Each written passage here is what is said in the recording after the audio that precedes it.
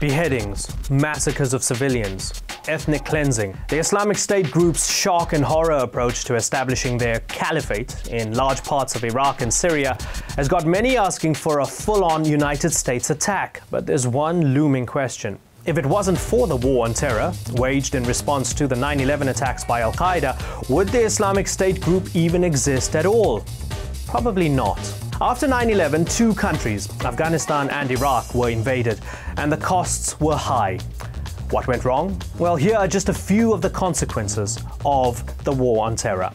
US-led military campaigns have directly claimed the lives of more than 300,000 civilians in Iraq, Afghanistan, and Pakistan alone.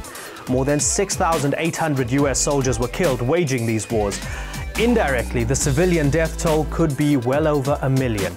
When we consider the devastating effects on neighboring countries and the conflict spawned by the war on terror. And then there are the refugees. Iraq alone has more than 1.4 million refugees and more than 1.3 million internally displaced people. Some of them triply displaced. Let me explain. Some left their homes during the US-led invasion and crossed into Syria. Then they fled back to Iraq when the Syrian civil war began and are now fleeing their homes once more as the Islamic State group continues to gain ground in Iraq.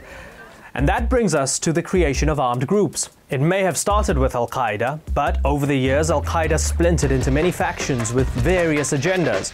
Groups such as Boko Haram in Nigeria, Al-Shabaab in Somalia, and the Islamic State group, to name a few. And even though US President Barack Obama said in 2013 that the global war on terror is over, this war, like all wars, must end. Guantanamo Bay is still open, US drone strikes continue to kill civilians on foreign soil, and the United States continues to pour money into what it deems anti-terror operations. And how much does all of this cost?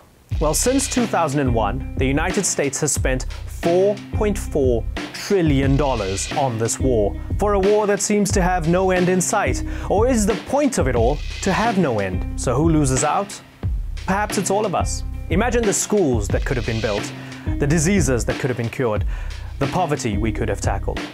Or are there too many people benefiting from the war on terror to end it? Tell us what you think.